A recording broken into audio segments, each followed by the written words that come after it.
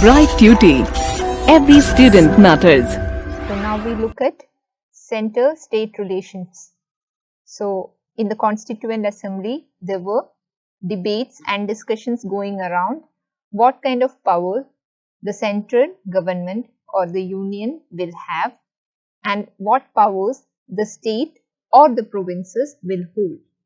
So the discussions on this topic in the Constituent Assembly is what we are now looking at. There was a vigorous debate about the respective rights of the central government and the states. Among those who supported the demand for strong center, Pandit Jawaharlal Nehru wrote a letter to the President of the Constituent Assembly. So, Nehru was one of the members who supported that we should have a strong center.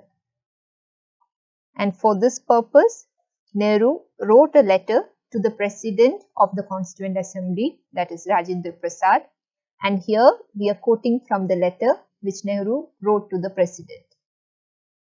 Quote, "Now that partition is a settled fact, it would be injurious to the interests of the country to provide for a weak central authority, which would be incapable of ensuring peace, of coordinating vital matters of common concern, and of speaking effectively for the whole country in the international sphere." So Nehru here is pointing out that because of the partition being a reality and the way we saw it unravel, the violence it unleashed, it is important that we realize how important the powers of the central government is and how important is to have a central government which has control over the provinces. So Nehru in this letter is giving the claims of why one should have a strong central government. And he feels that the strong central government will ensure peace, coordination, and will speak effectively for the whole country in the international sphere. The central government will represent India in the international sphere. So that's the reason why Nehru feels that the central government should yield more power. And the draft constitution, the constitution which was drafted by the drafting committee, prepared 3 lists of subjects, and this list are the union list, the state list, and the concurrent list. And the subjects in the central list were to be the preserve of the central government. So as the name itself suggests, under the central list, those powers and authorities which the central government could have is written down. And in the state list, it contained subjects vested with the states. So what all powers the state had and which matters the states could make their decisions were all stated in the state list. And then there was this third list, which was the concurrent list. And the concurrent list had the shared responsibilities of center and states. So some kind of where both the center and state had shared responsibilities. Those subjects were listed in the concurrent list. Besides, Article 356 gave the center the powers to take over a state administration on the recommendation of the governor. So here an additional power is vested in the central government under the Article 356, which gave the center the power to take over a state administration or to remove a state government on the recommendation of the governor. So the head of the state we know is the governor, who has certain powers over the ministry of the state and also the chief minister, and in certain adverse conditions under the recommendation of the governor, the center could remove the state government with the act of the article 356.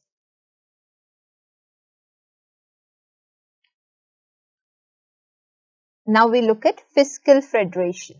So fiscal, which meant something which is related to revenue and the financial affairs of the state.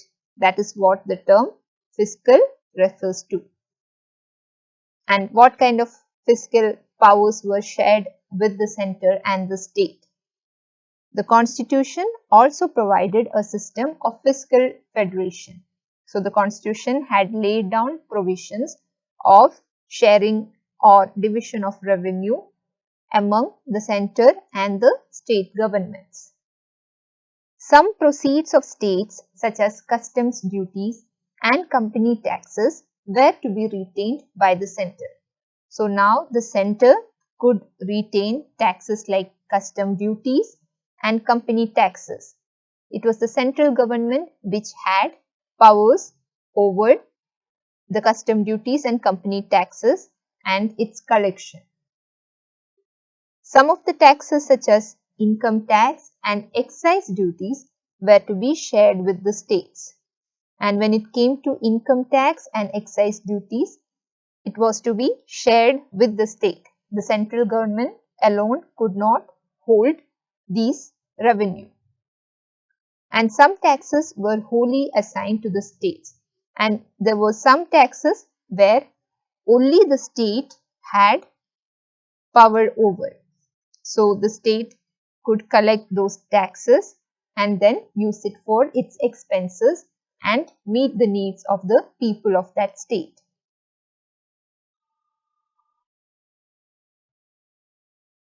So when it comes to the center and state relations and the sharing of power, we see that the rights of the states were most eloquently defended by K. Santanam, the member in the Constituent Assembly named K. Santanam. He was a member from Madras and he represented the Madras region in the Constituent Assembly, and he was one of the persons who defended the rights of the state in the assembly. He said that the reallocation of powers was necessary to strengthen not only the states but also the center. So the reallocation of power within the center and the state was very important according to K. Santanam. The states have been allocated the proceeds of a small number of taxes. Without finance, the states could not undertake any project of development. So according to Santanam, the states were allocated small number of taxes. So compared to the center government, the states were not getting as much tax as the central government was getting. And K. Santanam pointed out that without finance or without proper monetary assistance, it is impossible for the state to undertake any project of development. And he added that the distribution of powers was adopted without much scrutiny. So in the Constituent Assembly, the distribution of power, that is, we know in India we have a federal system or the federal structure of government where the power is divided between the central government and the state government. So the debate now going on is what or how much power should the central government have and how much power should the state government hold. So, according to Santanam, the whole distribution of powers was adopted without much scrutiny or without much thinking or planning. In a few years, he said, all the provinces would rise in revolt against the centre. And he pointed out that if this issue is not addressed properly, within a very short time, the whole provinces or the state will rise in revolt or will oppose or raise opposition against the centre. So, Santanam, who was a member from the Madras region in the Constituent Assembly, raised these points in regard to the division of power between centre and state. And we saw that many other members also echoed the same fears. So, whatever Santanam was saying, it was not only him who was pointing it out, but several other members were also suspicious of a very strong central government, which Nehru had supported.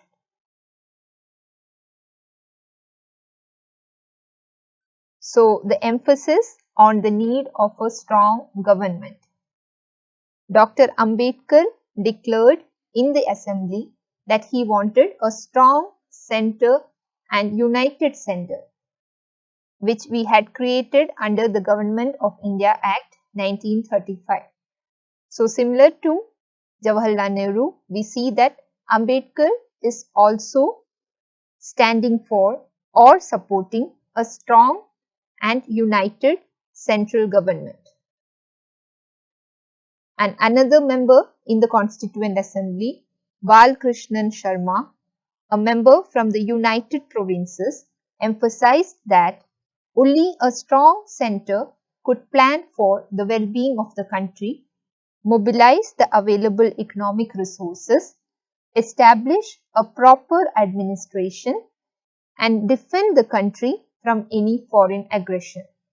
So, similar to what Ambedkar and Nehru is saying, the person named Balkrishnan Sharma, the member of the Constituent Assembly, also emphasizes that a strong central government is required to mobilize economic resources and for proper administration and for defending the country from foreign aggressor.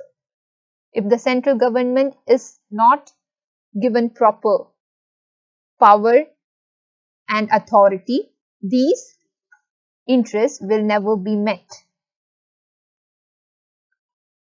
There was already a unitary system of government established by the British. The ghastly events of the times gave a further push to centralization. So, we know under the British rule, the division of power is already set between the central and the provinces, and the provincial governments are also given certain powers during the colonial period itself. But in the aftermath or in the period following the partition and the violence which partition had given birth to, many of our leaders and a larger section of the community also felt that to avoid such adversary conditions, it was important to have a more strong central government. And this was the reason why leaders like the ones whom we have mentioned now were all in support of a strong central government.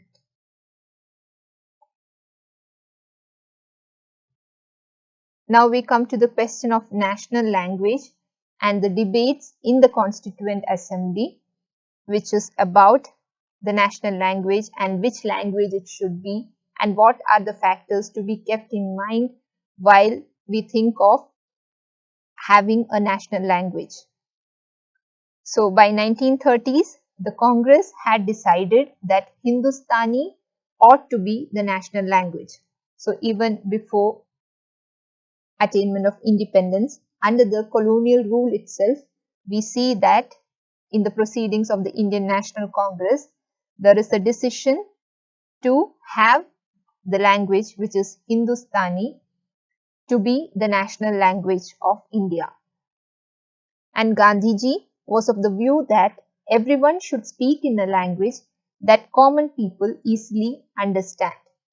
So when the question came up of the national language, Gandhi expressed his view that the national language should be a language which even the common people could understand. And Hindustani was a language which was a blend of Hindi and Urdu and was the most suitable as national language. Gandhiji felt that because of Hindustani being a mixture of Hindi and Urdu, it was best suited to be the national language of India. And gradually, it had incorporated words and terms from varied sources and was therefore understood by people from almost all regions of the country. And it also had another advantage that this language was so inclusive that it acquired vocabulary from various other sources and other languages, and to a large extent it was a language which the common people from different regions of the country could understand. So this was one of the reasons because of which many felt that Hindustani was to be chosen as the national language.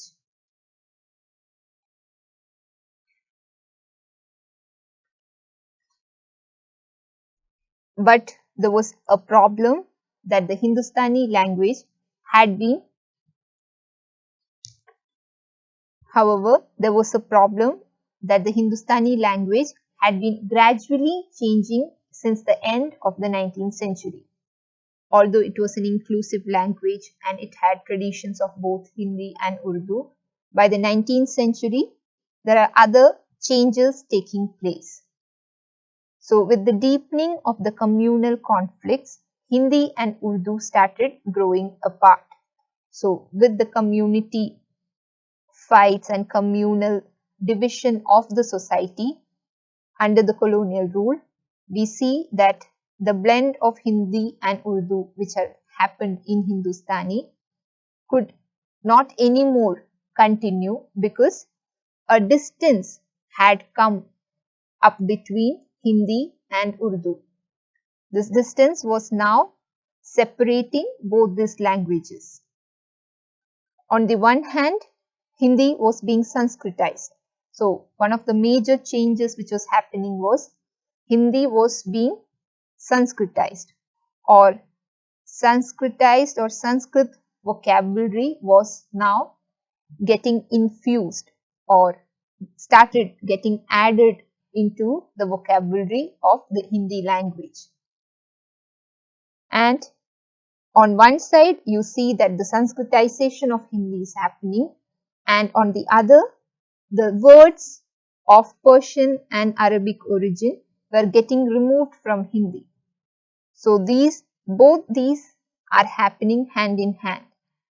On one hand, Sanskrit words are getting added on to the vocabulary of Hindi, and whatever words which were used of Persian and Arabic origin are all now removed.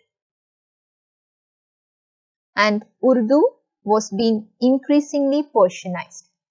So similar to Hindi which is getting Sanskritized, in the case of Urdu there is Persianization, or more of Persian words are now getting infused or getting into Urdu.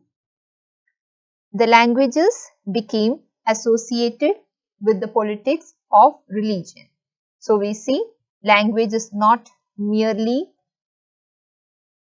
a means of communication or something which is representing one's culture, but it is now getting associated with the politics of religion and it is getting communalized. language, and Gandhiji, however, retained faith in the composite character of Hindustani. Although all these issues were coming up and the communalization of language on the basis of religious divisions were taking place, but still Gandhi still kept his faith intact in the composite character of Hindustani, which was a blend of Hindi and Urdu, where both the religious sections, Hindus and Muslims, which they could share in.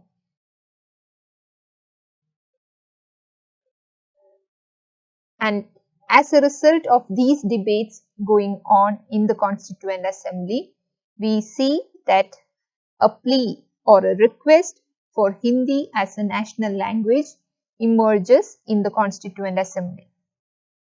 The request made is Hindi should be recognized as the national language of India.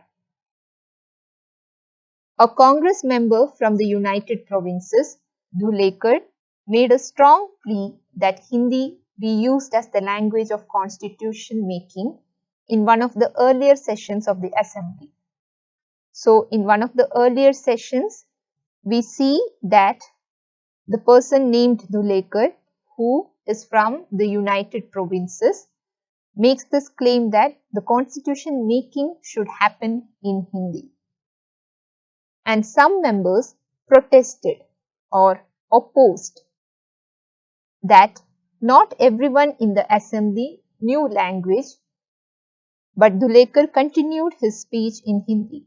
So when Dhulekar was making this request, he made his speech in Hindi, and during that time itself in the Constituent Assembly, other members opposed this request of his and his efforts to impose Hindi on non-Hindi speaking regions.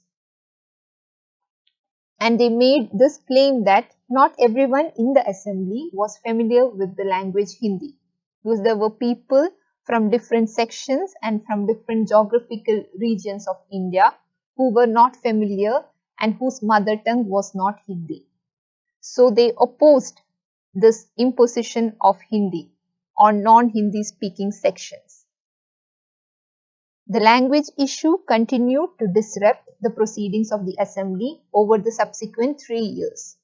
And we see that in all the 3 years when the constitution was getting framed, this question of language and which language should be chosen as the national language created a lot of disturbance.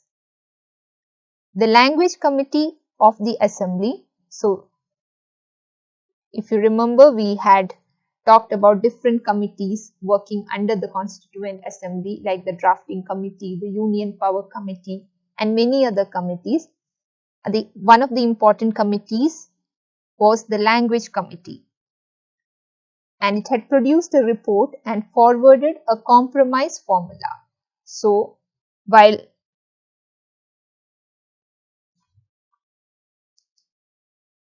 on the issue of language, this language committee had formulated a report and forwarded it as some kind of a compromise. And it declared that Hindi in Devanagari script would be the official language, but the transition to Hindi would be gradual.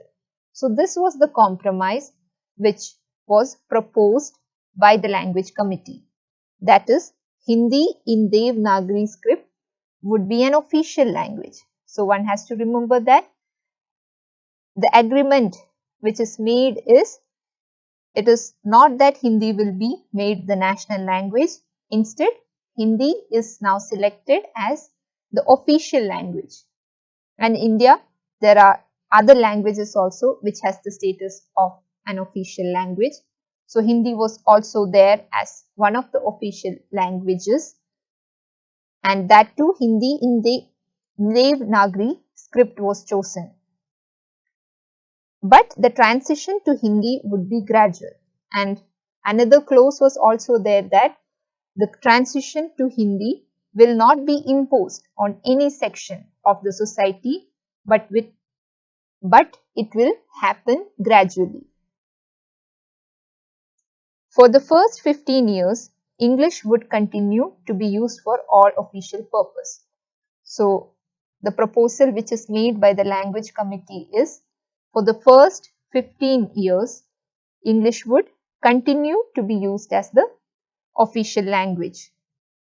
Each province would be allowed to choose one of the regional languages for official work within the province. And along with English as the official language, every region will also be given a choice to have one of their regional languages as the official language. So this was the compromise which was suggested by the language committee, and it was then accepted by the Constituent Assembly. So now we look closely at the fear of dominance of Hindi. So in the Constituent Assembly, along with the demand for Hindi as the national language, there is a section which is scared of this imposition of Hindi on different sections of the society. So the fear of domination of Hindi was very strong in the south. So as expected, it's the southern region which opposes such an effort to impose Hindi. The discussions on this issue became acrimonious, that is, it became quarrelsome, and a fight or a feud took place between these different sections, making the situation not harmonious. So many members appealed for the spirit of accommodation. So there were members of the Constituent Assembly who said that different sections and their demands should be accommodated. One should reach a compromise and one should listen to all the sections and then make a decision.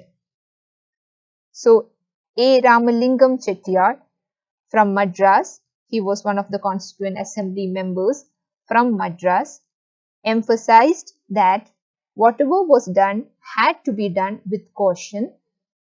The cause of Hindi would not be helped if it was pushed too aggressively. So, A. Ramalingam Chettiar from Madras makes this position. A. Ramalingam Chettiar from Madras gives his point that Hindi should not be imposed in an aggressive way. Instead, it should happen gradually, where people are given time and then they are given the choice whether they want to take it or not. And A. Ramalingam Chettiar said, if we want to live together and form a united nation, there should be useful mutual adjustment and no question of foreign things on people. So he says, if we want to live together, so the ultimate aim of an Indian Union or a free India is to have a peaceful coexistence that all of the members of the Constituent Assembly will agree upon, that the ultimate aim is for all the Indians to coexist peacefully. And for this purpose, mutual adjustment is what is important, and no question of forging things on people. So he says, if you are going to force people to obey certain things, it will not help the cause of a united India. Instead, different interests of different groups should be heard and accommodated. So now we come to the question of parliamentary government and the debates going in the. Now we come to the question of parliamentary government and the questions which are discussed in the Constituent Assembly on parliamentary government and its significance. the Assembly discussed very fundamental provisions of the Constitution regarding the form of government. So, we saw how in the Constituent Assembly debates are going around on the question of the form of government. It decided to establish parliamentary form of government. So, the Constituent Assembly decides that India will have a parliamentary form of government. In India, where the poverty and illiteracy of the masses might well encourage the growth of an executive despotism. So, why are we preferring a parliamentary democracy? Because it is a country where a large section is poor and illiterate. So, it is easier for the political leaders to convince these illiterate and poor sections that whatever the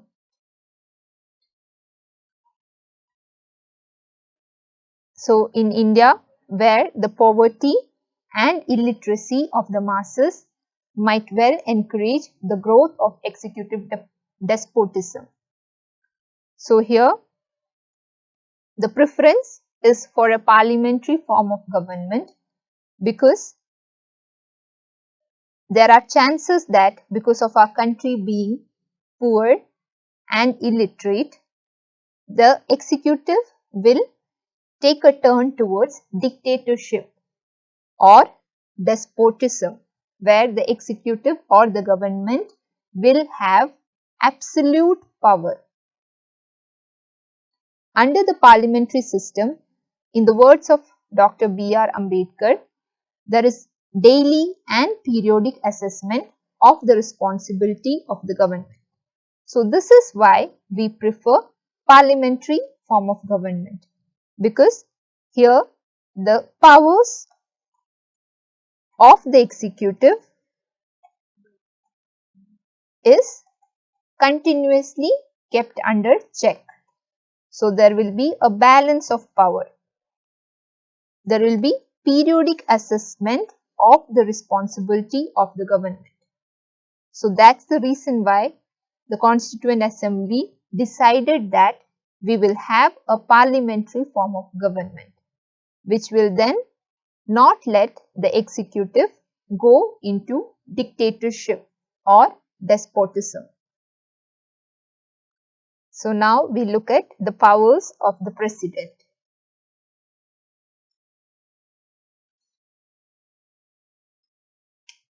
Some members of the assembly expressed the view that an ambitious president might impose a personal dictatorship on the country without violating the letter of the constitution. So, some members of the Constituent Assembly felt that an ambitious president or a president with certain self-interest, if he is in power or if he or she is in power, they might impose a personal dictatorship or they'll have all the power and misuse that power for meeting their self-interest. But then Ambedkar in this regard made this point that the spirit of the constitution points clearly to the fact that the president is merely a nominal figurehead. So, according to Ambedkar, there are very little chances that the president will acquire certain absolute power and misuse that power, because he or she will just be a nominal figurehead. He has no discretion and no powers of administration at all. So, the powers of the administration are vested in different sections, and the president will have no power over the administration. So, as a result, the president will never be able to acquire absolute power and then go towards dictatorship.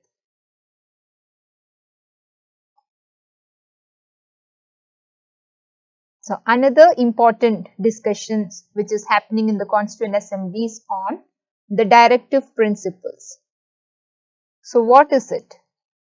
The directive principles of state policy are the guidelines of 15 principles given to the federal institutes governing the state of India. So it is the guideline of 15 principles.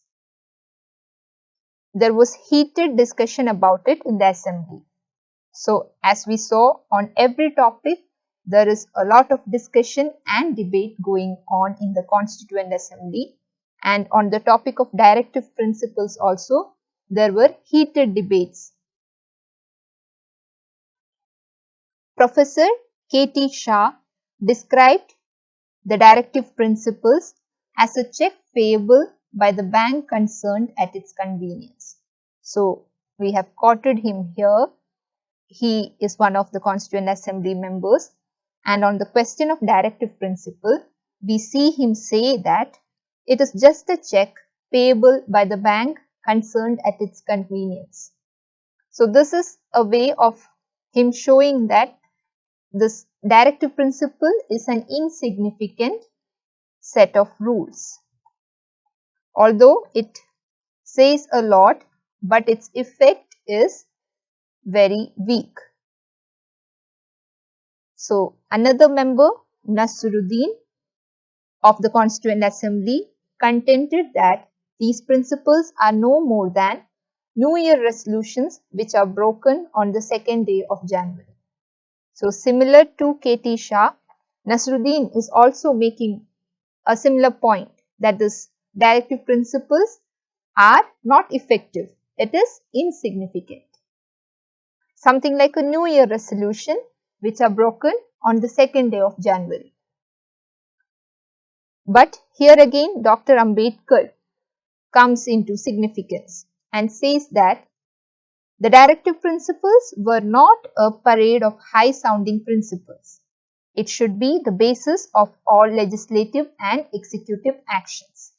So here Ambedkar makes this point that it is not just high sounding principles, but the basis of all legislative and executive actions. So now we come to the emergency powers of the President.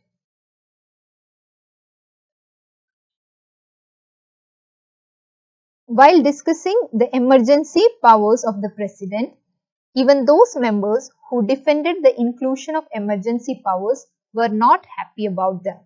So many members were very doubtful about the emergency powers of the President, and they were suspicious of such powers.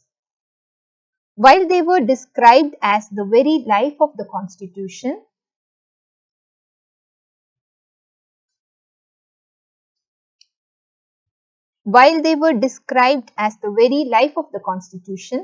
or were regarded as necessary to safeguard the Constitution, it was generally realized that they did not quite harmonize with the democratic pattern laid out in the Constitution and were accepted as evil in view of the special circumstances of the country. So, we see that the special powers of the President or the emergency powers were considered not in harmony with the constitutional ethos, but because of the adverse conditions which India had to go through, like partition, it was necessary that, similar to a central government which was powerful and which had authority, there was a need for certain provisions which gave the President certain emergency powers. So it was something like a necessary evil in the view of the special circumstances, that is, the division of the country which had just happened following the independence.